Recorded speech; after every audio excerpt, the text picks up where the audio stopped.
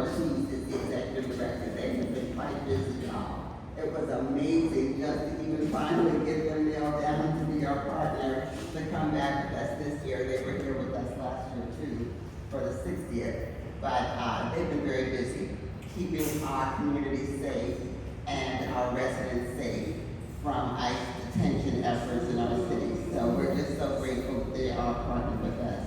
Thank you one and all. As I said earlier, you will hear, thank you, go ahead and give them a round of applause.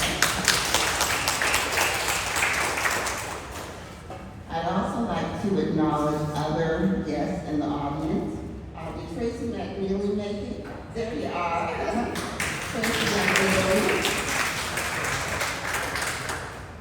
She is the daughter of Mother Ruth. Those of you who may or may not know who that elder was, she was the oldest African-American woman, or African person, I believe, in the state, no, African-American woman in the state of Wisconsin, who recently passed so appropriately on Juneteenth at the lovely age of 107 years old.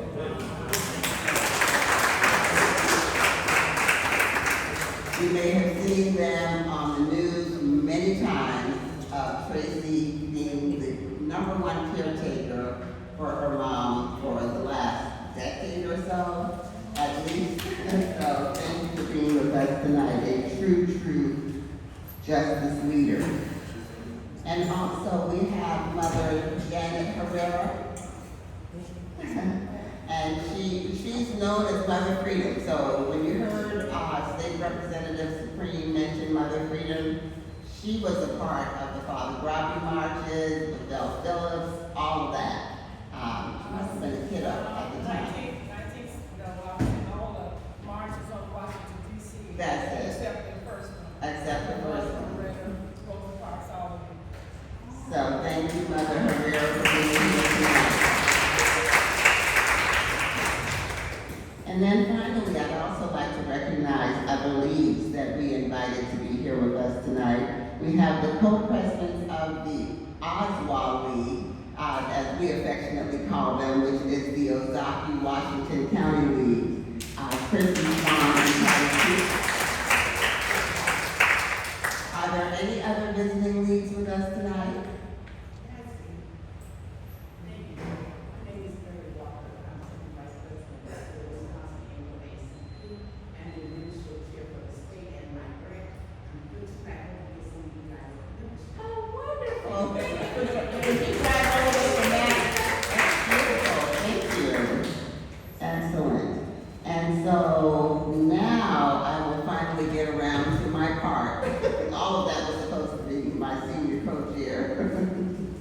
So now what I would like to do is introduce the members of the League of Milwaukee, the League of Women Voters for Milwaukee County Board, and our DEI, Diversity, Equity, and Inclusion Committee, who have helped bring these 3 days of action to life.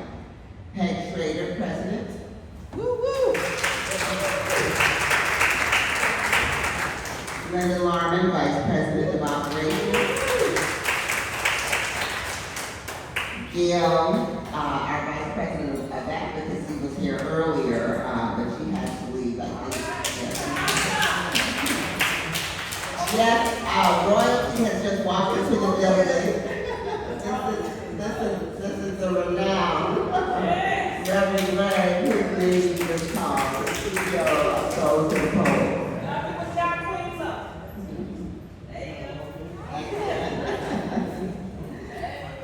Candace Ali, the Vice President of Voter Services.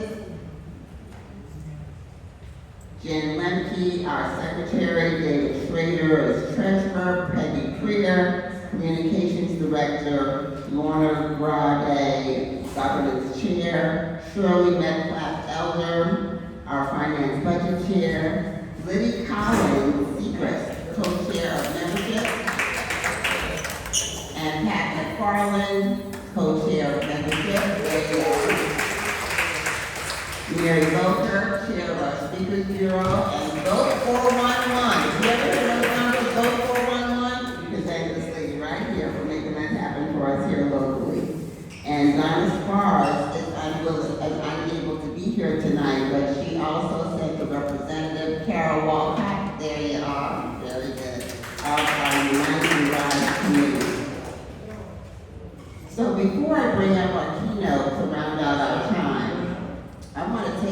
few minutes to explain why the League of Women Voters of Milwaukee County is behind these 3 days. Simply put, if you've been paying any attention to your news, you now know the VRA has been gutted. But now what? We can't just rest on our laurels, as my co-chair stated earlier. LWVUS, that's the League of Women Voters United States of the United States, established August the 8th as the National Day of Action. On this coming Saturday, leagues from across the country will organize civic actions to activate local communities and to stand up against these renewed threats of restrictive legislation, reduced access to the ballot, and ongoing efforts to limit voter registration and participation. Through our effort called the League's Unite and Rise 8.5 campaign, this is meeting the moment locally and nationally directly. With the goal of mobilizing, what's the 8.5? The goal is to mobilize 8.5 new additional people nationally in the voting process by November. Unite and Rise 8.5 is LWVUS's most ambitious civic engagement effort ever. But here in Milwaukee, we decided, don't know what I was thinking, what was I drinking that day, but here we go. But here in Milwaukee, we decided to have not one, not two, but 3 days of action in fighting for restoring our voting rights. Our 3 days of action will examine the ongoing dismantlement by the U.S. Supreme Court and mobilize Milwaukeeans of all ages. We are intending for these 3 days to be intergenerational. That's why you're seeing people around the room of varying ages. We're talking about, of course, our ancestors and our elders first, appropriately. We've got some baby boomers, we've got some Z's, some X's. My son is in here, he's millennial, etc. And so we are wanting to be sure that we maintain this intergenerational piece throughout these 3 days. The League's answer to this dismantling is clear. It's the John R. Lewis Voting Rights Advancement Act, which would restore and modernize that protection. We're also pushing for fair maps in the state of Wisconsin, an end to racial and partisan gerrymandering that lets politics pick their voters instead of the other way around. If you don't know, right up the road, just a few more miles up from Ozaukee County, actually, Washington County. If you haven't heard what happened to Sheboygan, I'll tell you a brief story. After 50 years of Democratic representation, while the legislature was controlled by Republicans, they took the opportunity to split the city of Sheboygan and diluted it with the other rural people, constituents around it, so that they ousted 2 Democratic colleagues of State Representative Supreme and replaced them automatically just because they could.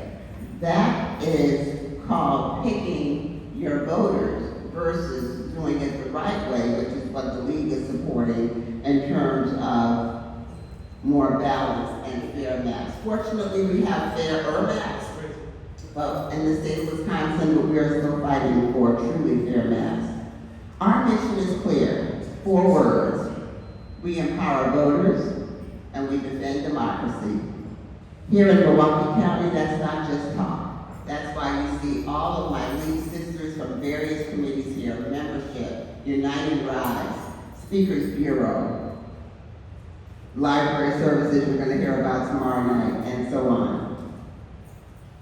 We are strictly nonpartisan, to be clear, And we're also non-sexist, despite our name. We do welcome men as well as women, all ages, and we're working hard to make our membership look like that of Milwaukee County. So, you're invited here tonight because we are the people. You know, a year ago, 2 years ago, when I presented for the league on where do we go from here after the election, my number one call to action was find your tribe. Look around this room. We are each other's tribe. And what we need to do now is that instead of just watching the news and getting angry, we've got to get busy. Voting matters. Our voting is sacred. That's why we're doing this. So now that brings me to what you've all been waiting for. I will now introduce tonight's keynote speaker, Walter Lanier. Walter Lanier, Esquire. Well, many of you know him as Pastor Lanier. That's right, amen. But tonight he is speaking to us in his formal trained background as attorney Walter Lanier, Esquire. He will speak to us on our theme, voting rights, then 1965 and now. Attorney Lanier is president of Lanier Law Offices here in Milwaukee. He holds his law degree from the University of Michigan Law School. And beyond his legal practice, he serves as the pastor of Progressive Baptist Church at 83rd and Keith Avenue. He's also, yeah, it keeps going, right? The founder of the Great Lakes Urban Empowerment Center. He is the glue, y'all. Quiet as it's kept. It's an acronym. Say it with me now. Greater Lakes Urban Empowerment. And that acronym spells glue. Quiet as it's kept, behind the scenes, this gentleman is the glue, focused on civic engagement and closing racial gaps in health, housing, and employment across our city. Even others of you may know him from his past leadership roles at MATC, the Milwaukee Area Technical College, and ALEM, the African American Leadership Alliance of Milwaukee. Please join me in welcoming pastor, CEO, civil rights activist, community organizer, husband, father, and son of the renowned basketball player Bob Lanier. I give you attorney Walter Lanier, Esquire.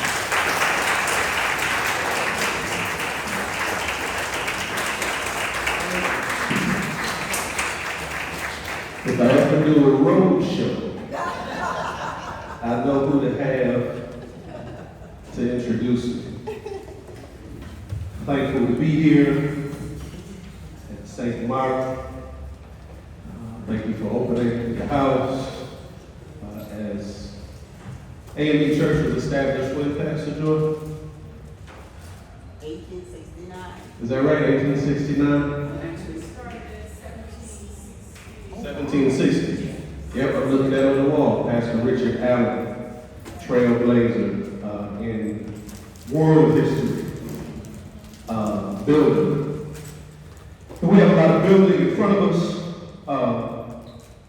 and I'm going to get right to it, because that's really, and you all know this is a League of Women Voters.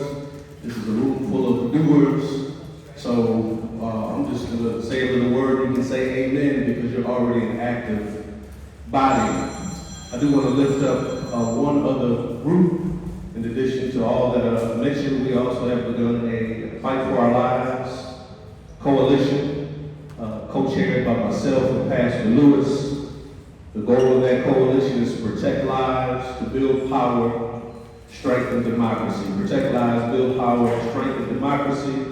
Active coalition looking to build power through multicultural, cross-sector work across the state. We all know, you all are well informed that this is the most segregated city in one of the most segregated city and one of the most segregated states in the nation. And that means many things. What it mostly means right now is that we will never be as powerful as we can be unless and until we do it together. We'll never be as powerful as we could possibly be unless and until we do it together. And in a state, in a city that's highly segregated, that's the culture. And so we have to be incredibly intentional. That's how you can't just be culture casual. You have to really be focused, really intentional. You can say we're greater together, but it's different to do it. Having been happily married for 34 years, it's a, yeah, man, thank you. What's my point in saying that? It requires serious commitment. And that's the same type of commitment we need to do together, to work together. And the culture does not support that, but by grace and by power, we can do our part and make things happen. My son has some flyers. My son, wave your hand in the sky. Amen. Give it up for him. That's my running buddy. He's well known throughout the city. I can't go anywhere without him. Where's the sky? What are you doing, Pastor? Go get him. So I want to jump right in, talk about this message, talk a little history, a call to action. Sister Nelson gave me a whole 45 minutes. She really did. I'm not using all 45, I promise you. We will come in well under 45 minutes, but I thank you for all that time. I want to talk about 3 words this evening. I want to talk about being faithful. I want to talk about being fearless. And I want to talk about being focused. Being faithful, somebody say faithful. Fearless, say fearless. And focused. One more time. Faithful. Fearless. And focused. This is what is going to require for us to move forward. All of those are critical today. We need to know our history, not so we can be afraid of it, not so we can be despondent about it, but if we really want to honor our past, and I mean really honor it, not just talk about honoring it, the best way for us to do that is to fight zealously, intensely, fearlessly, and faithful in the present and in the future. Because our ancestors had far less than we have. Our ancestors had way less than we have. That's not to say it's easy and we're comfortable, but they had way less than we have. And they have done more than we have done. Would you agree? They had less than we have, but they've done more than we've done. And so that's why it's focused for us. If we want to honor the past, we really have to get locked in. We really have to get focused on the task at hand. We're not facing a lash. We're not facing whips. We're not facing prison cells in here. We're not facing lynchings in here. What we are facing and what we're up against is organization. Somebody say organization. What we're up against is organization. Mechanisms, systems that have had time, unfortunately too much time, to organize themselves better than we have organized ourselves. Am I right? It's been organized themselves because they've been organizing for a long time. They've been evil for a long time, really since the founding of the nation. And I'm going to go back there. Dr. King said that those who love peace must learn to organize as well as those who love war. Those who love peace must learn to organize as well as those who love war. I've been on this little riff for a minute. It's real, as Dr. King said. You know, it's easier to be evil and greedy than it is to be righteous and do the right thing. Greed is easy. And evil is easy. Greed is just, I'm looking at you and I'm trying to figure out what I can get out of you. How I can get in your pocketbook. How I can get in your purse. How I can get in your house. God forbid how I can get in somebody's pants. I'm just keeping it real. Evil is easy. Greedy is easy. When kids grow up, they just want what they want is easy. It's working together and being on the same page that requires greater intentionality. That's why the task in front of us is to organize. Our ancestors moved forward without eyesight into the future. They had no line of sight in 1965. They had no line of sight into this room this evening. They had no light in sight into us sitting here free to gather and free to speak. They could not see us, and they pressed through anyway.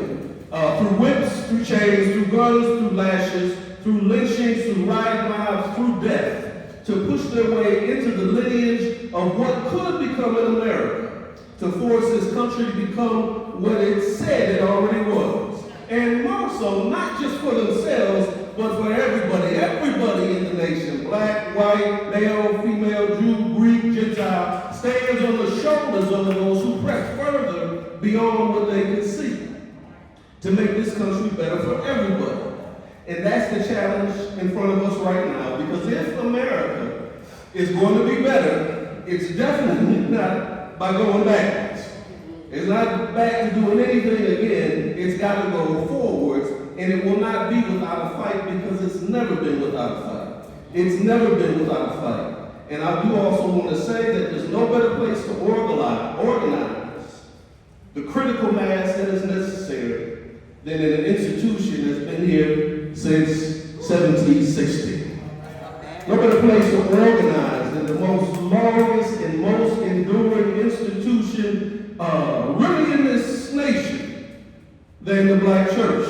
We all know our history. It's imperfect, like all institutions are, but there's no more powerful place to organize than the black church, which has been misaligned and has been marginalized and mocked and misunderstood, but it's also magnificent. It's beautiful. It really, by the laws of man, should not be here.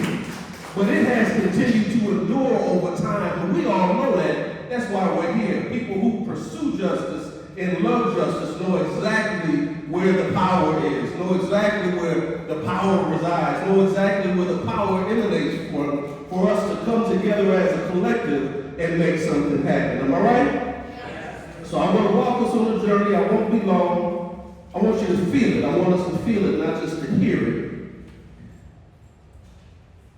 And we'll see what the Lord has to say. Because it's not light. Because as we're here talking about voting,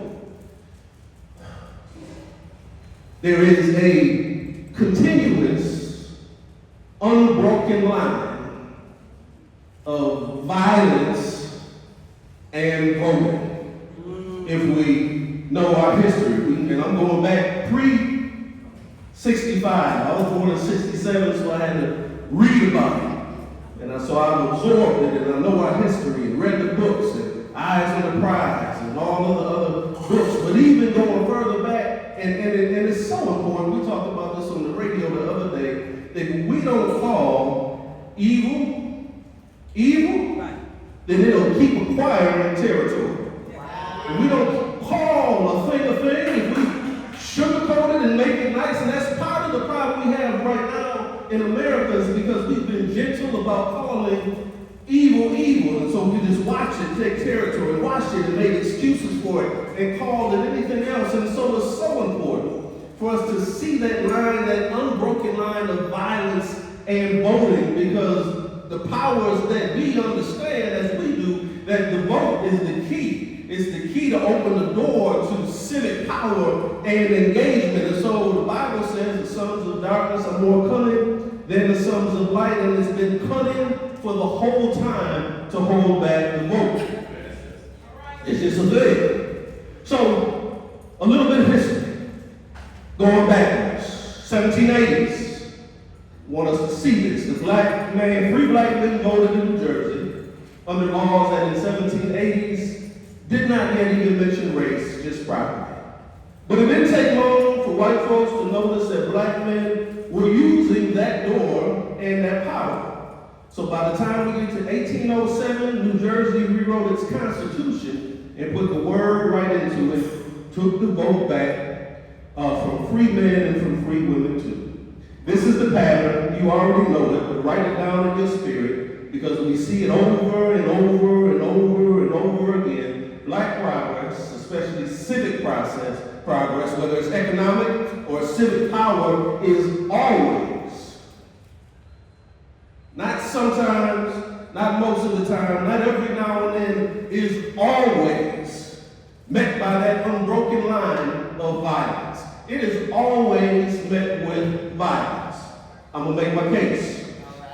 All through the 1830s, 1850s, we see some of these things emerging. We already had the AME Church. You had colored conventions movements. You had Frederick Douglass, Henry Highland Garnett, Martin Delany, Maria Stewart, David Walker, all building the argument for citizenship with no vote in hand at all because they knew the vote was coming one way or another and they were going to be ready to use it. Fearless, faithful, and focused. We don't face anything that looks like what they had to face in terms of fear. We face generally discomfort. But we ain't nobody, experienced the lash in here. But they pressed on, ready to use power. Even up here in Wisconsin in 1849, the voters had already approved black male vote by referendum. The people voted for it, and the officials in charge simply refused to enforce it. That got us to Ezekiel Gillespie. Teach it. So then we get to the Emancipation Proclamation, All right. which is preceded by violence, death, deep, profound violence, hatred, brother against brother, all about that wicked institution of slavery. That's the intensity of that violence that people wanted to hold on to their power. The Emancipation Proclamation, black enlistment in the Union Army, because for the first time in the nation's history, we're also talking about some mass black political power. Like mass. We were doing it here, doing it there, we were doing it in the secret institution, in the basement of AME churches and others, but now this is mass movement. This is mass power. This is collective action. This looks differently. And it gets serious, and as almost as fast as that power arrived, the first mass violence begins to try to come and kill it. 1870 rather, 15th Amendment is ratified, mass black voter registration, mass black office holding. For the first time in the nation's history, black men sitting in state legislatures, in Congress. That is power, that is real. Real power, real change, won through the violence, through blood, through war, through sacrifice, through faith, through seeing that which has not yet come to pass, that which did not look like it would be. That's that fearlessness and that faithfulness, and they had to focus. They couldn't play around, didn't have time to joke around, didn't have time to goof around because the power was serious, and we need all those things, that fearlessness. Fearlessness does not mean we don't have fear, but it means we see our fear and we press on anyhow and move through it.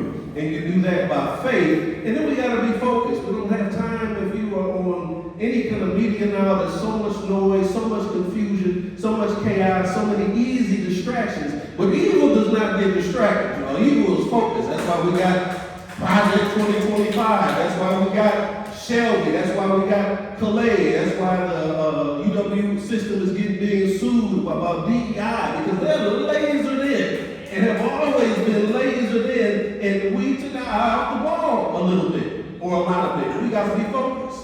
So for a little bit of time, this is what I want to press into us. There's some power, but the backlash is immense. 1873, Colfax, Louisiana, somewhere between 60 and 150 black men are massacred after a contested election. To court. Most of them killed after they had already surrendered. All about the vote. July 8, 1876, Hamburg, South Carolina. 6 black militiamen killed in a deliberate act of election season violence. In the same year, Ellerton, South Carolina, a black male legislator, Simon Coker, shot in the head while he was praying for mercy. There was no mercy to be found from people. We got to look to God for that. Somewhere between 30 and over 100 black lives are lost in South Carolina. Of course, the very first state to secede from the Union, all about the vote. From the 15th Amendment to Colfax to Hamburg, that's not a long stretch of time, y'all. That's 10 years. It was just a brief blip.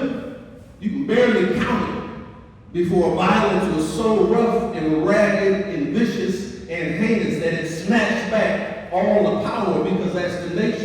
of evil and greed in power. Evil and greed understand power better than we do. They knew that we're not going to give up a little bit of power, and they maximize violence to take it back. Then comes the brutal political compromise, almost like Bush v. Gore. 1877, the compromise in 1877, there's a disputed election. How many people know about this? Oh, good, look at me, I'm knowing some stuff. I used to teach this at UWM. 1877, there's a disputed presidential election. It's about the popular vote versus the electoral college. And as is America's history, rather than operating with integrity, they cut a deal. Here's the deal. North, y'all get to have the election, y'all get to have the presidency, but pull the troops out of the South. Because that's where the power is. Pull the troops that were protecting the recently freed Africans, that were protecting kind of the vote because it was still fighting the battle, and they snatched the troops up out of the South and they cut a deal. And the pawn in the deal was black people and the vote. That was the pawn. That was the trading. That was the 30 pieces of silver, and we got hoodwinked, led astray, run them up. Y'all know that's from the Malcolm movie. And it didn't stop at the State House.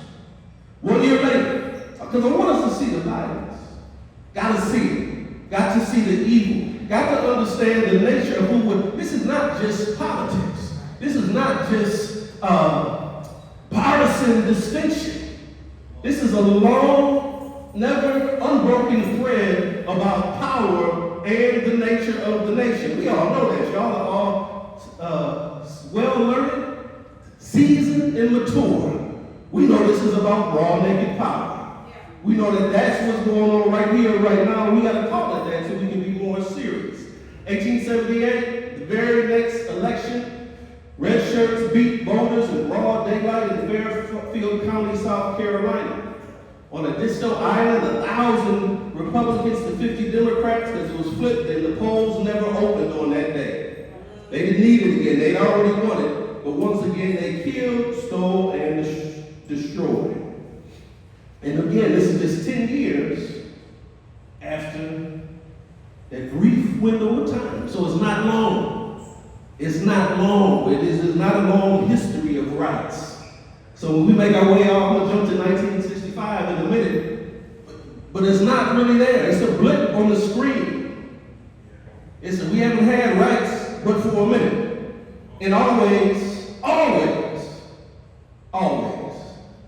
on the heels of us shedding our blood for our rights and for this nation. Always. That is the sacrifice. That's the pain. That's the dragging America to the place that it purports to be. Remember that, y'all. America has always, let's not romanticize it. We don't have to condemn it either, but let's know and be honest about it. Has always had to be dragged to do the right thing. Lincoln, if he could have done it another way, he would not have freed any slaves. That's in the books, that's in the material. He wouldn't have. He didn't. But that was a political ploy. I'm glad he did it.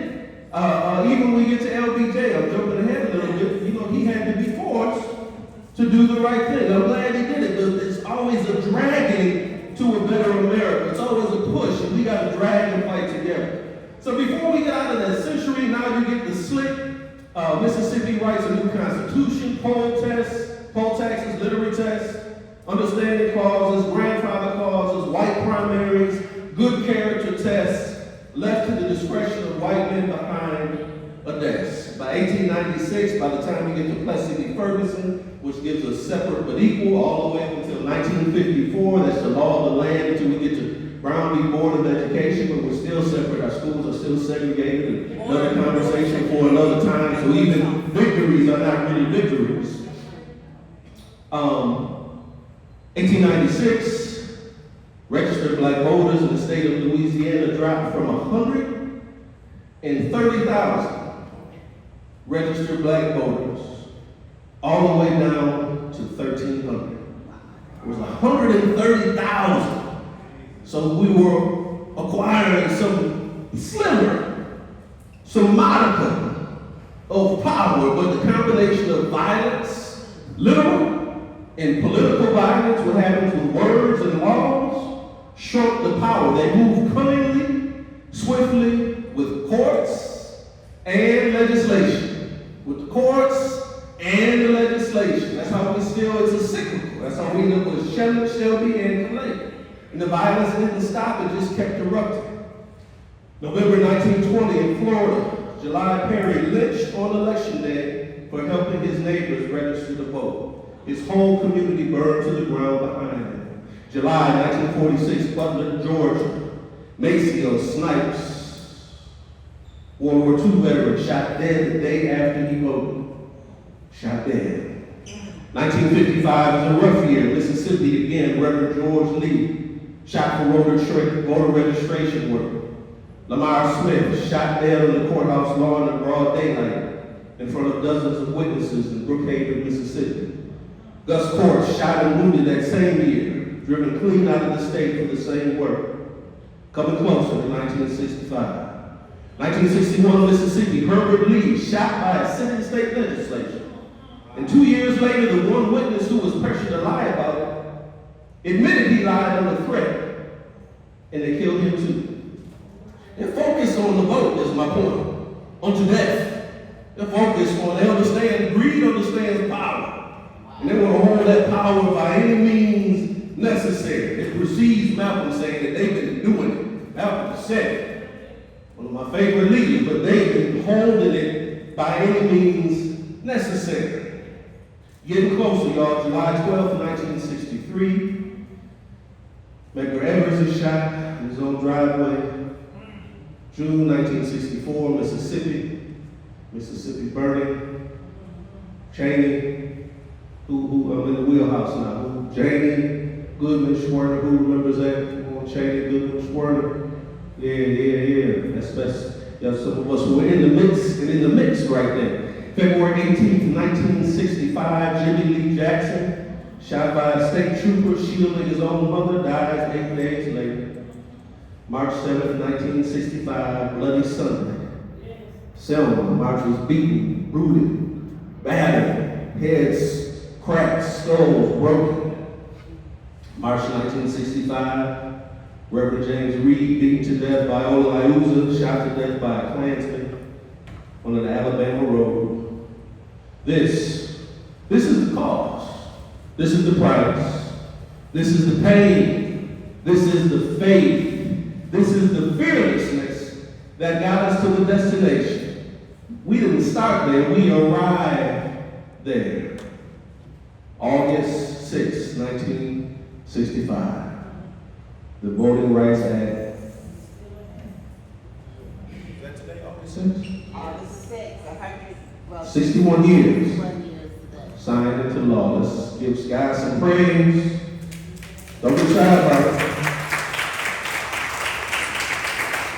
And my point, and I'm almost done in all of this, we get to 1965, and it's the movement, and the movement was powerful, but it was the fearlessness, and the faithfulness, and the focus.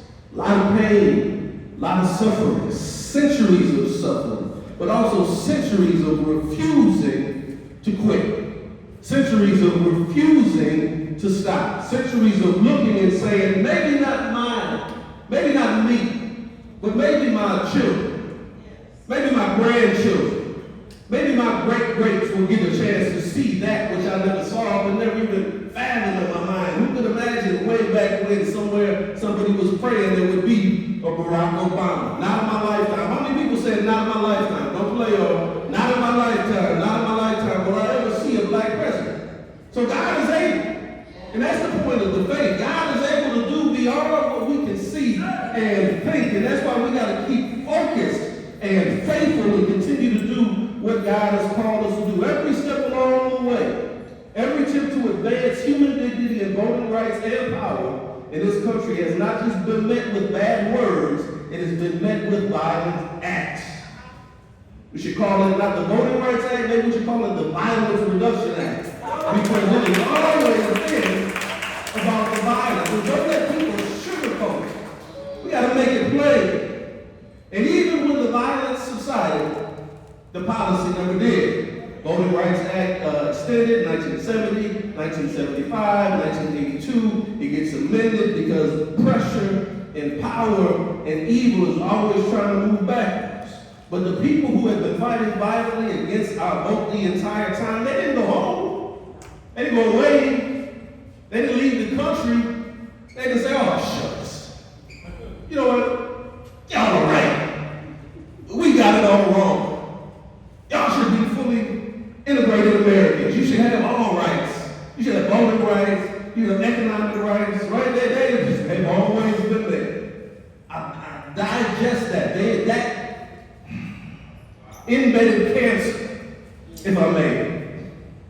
I don't know what to do about it, but do know there is a percentage. Let us not be naive. The Bible says, be innocent as a dove and wise as a serpent. Be wise about the embedded cancer that's in the nation. They haven't gone anywhere. They continue to be crafty and continue to be cunning and continue to be sneaky. Racial gerrymandering, vote dilution, felony disenfranchisement, franchisement, voter roll purges, polling place closures, voter ID laws, early voting cutbacks, rolling back of souls to the polls Sunday. All of that leads us up to Shelby County v. Holder in 2013, where it kills pre-clearance, saying, hey, if you're going to mess around with the voting laws, you need to get that cleared first. And then 24 hours after that ruling, Texas and other states started moving on laws that had been blocked. They had been waiting. They were ready. They were focused. They had a plan. They were ready.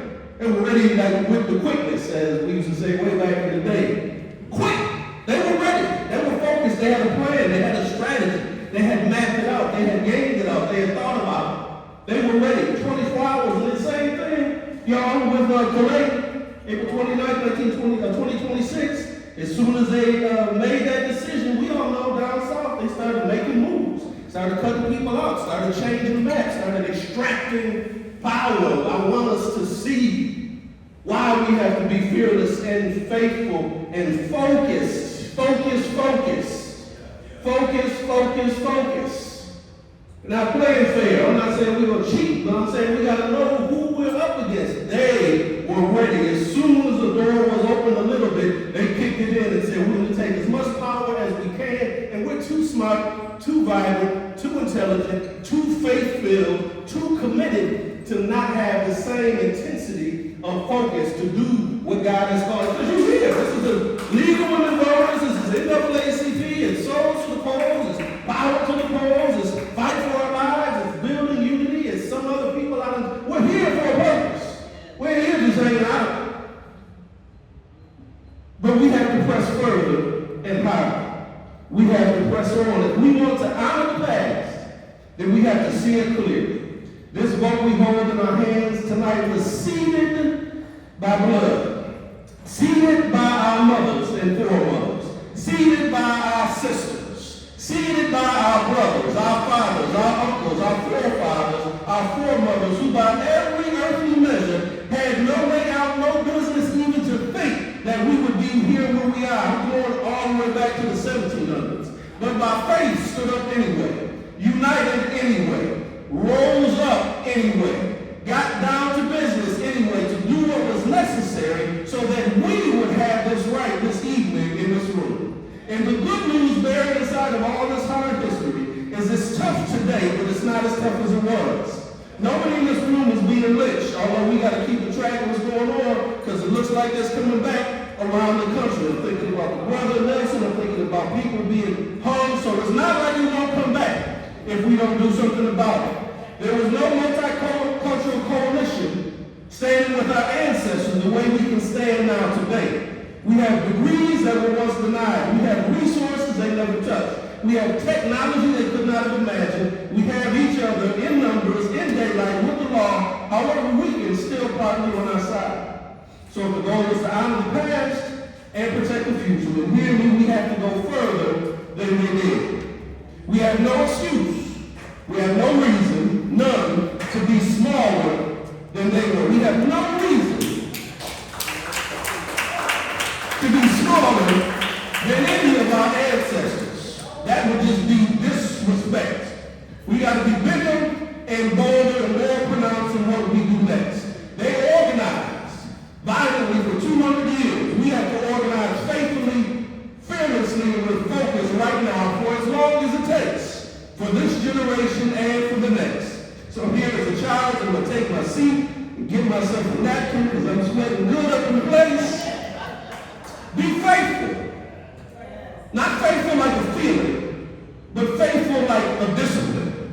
Like showing up every election, every school board seat, every county board member. Nobody's paying attention to. That's where they have been winning the fight for years. They had a plan 20, 30 years ago when they were going to take over the school boards.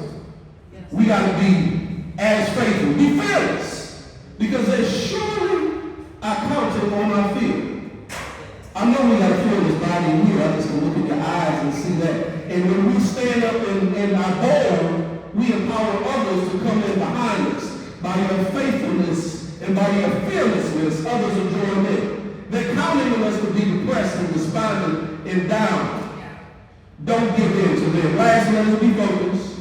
Because Dr. King already told us the assignment. We got to organize better than they organize.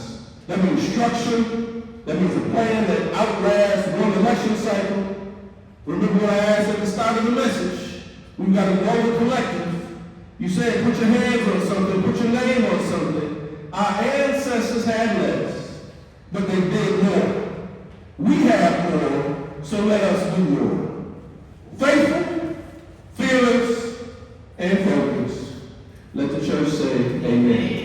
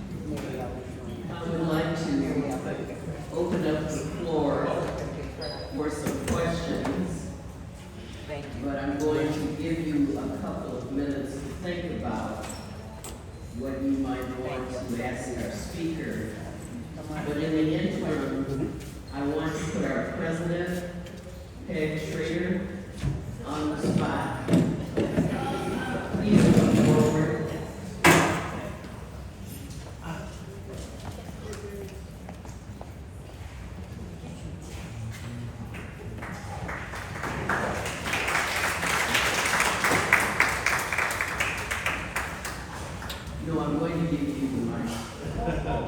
But she wasn't expecting this. Although she did ask me earlier, what do you want me to do? What I want you to do is to tell this audience why you felt the next 3 days are so important.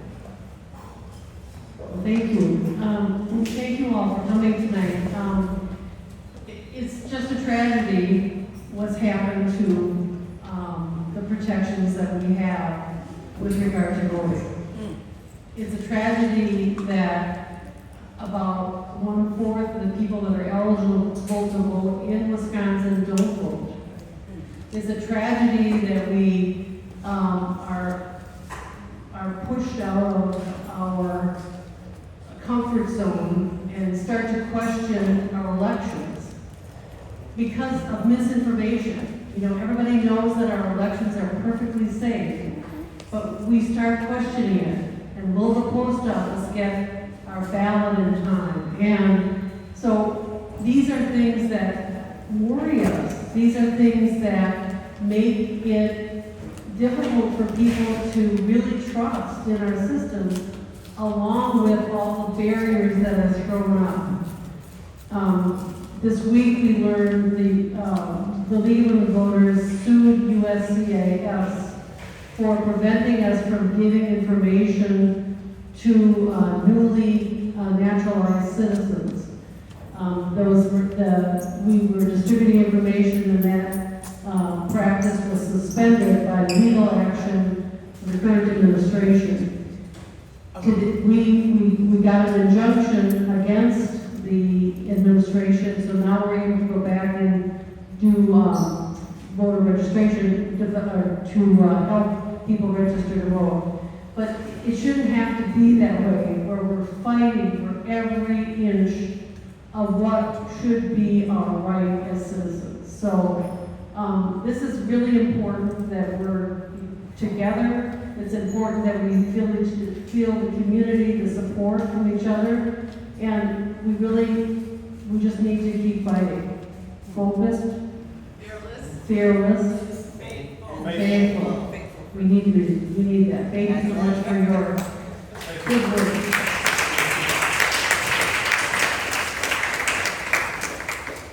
Pastor Lewis. Pastor Lewis. Please come on. Some of you may not have had the opportunity to tune in to WGLB yesterday. But have a seat, please. And for some of you who might say, what is she doing? What's going on here? My father said you must always be prepared, for the night shall come at the door.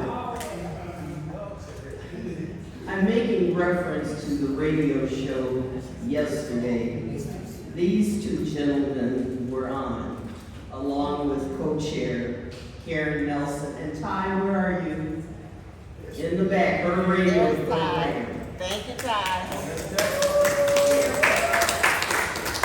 These are men who are on the forefront of this fight. They've been on this journey for a long time. And so your questions, either one of them can answer. So who would like to start? Raise your hand, come up to the mic, I'll bring it to you. Do not be shy or I'll start singing. Come on, somebody. Well, I know who I can put up. Yes. Do you have any plans if the National Guard or the military show up with their election? Do you have any plans if the military shows up? We, the organizations we represent, do not, that I know of, don't have plans related to that. Our initial reliance, we'll be going some of our other partners. Like you mentioned, Emilio Dottore, who's with Milwaukee Turners. They do an abundance of training around preparedness. Some organizations have done some rapid response work in terms of supporting communities and protecting communities. So that's a way we can do it. However, when you talk about them coming in at that level, I'll be looking to our executive leadership in the city and the county, our executive leadership in the sheriff's office and Milwaukee Police Department. You know, that's pleased to see the Common Council put in some work and some legislation some defensive legislation, and we need to stand behind them to know that so they know they're supported by the community and they can stand up a little taller and a little stronger. Can I chime in on that really quickly? Yeah. Please. I think it's really important in this upcoming election over who becomes our next governor is going to be really important because I would imagine that the National Guard, the idea of the National Guard being used during the election would happen in the presidential election. And in order to do so, the president would have to federalize the National Guard, which is usually under the purview of the governor of said state. Wow. That's why it's important, not being partisan, but it is important to understand the powers of the governor and what governor would allow to happen in times like that. We still have a constitution. I don't know if you heard or not. We still have a constitution, and under the 10th Amendment, anything that is not specifically taken by the federal government belongs to the state or the people. So the National Guard belongs, the purview is over the government, and unless the federal government federalizes them, which is only under certain conditions, an election is not going. Thank you. Other questions or comments? So the reason I mentioned Turner's and Emilio is in the event that you're an organization that would like to get some training and preparedness, so you certainly can reach out to any one of us. We got Hannah Freeman, who's with us from MICA. Put your hand in the air, Hannah, Executive Director of MICA. We got great people and partners in Milwaukee, which is that segregated silo makes it difficult for us to have a line of sight into one another. That's why it's so important for us to come together. But if you were to reach out and say our institution wants to get some training around preparedness, those are some of the people we would direct you to, who are our partners as well, and your partners too. Yes. The league has an election observer program too. So anybody that's interested in becoming an observer after elections to report things that may be wrong, please, on the league's website, the state league's website, there's a training program. So if you're interested, you might want to do that. Patricia McFarland, your church did some training. Can you say something about that? Yes. Remember, she is the co-chair for membership for the League of Women Voters. So along with Micah, my church, First Unitarian Society in Milwaukee, which did have 3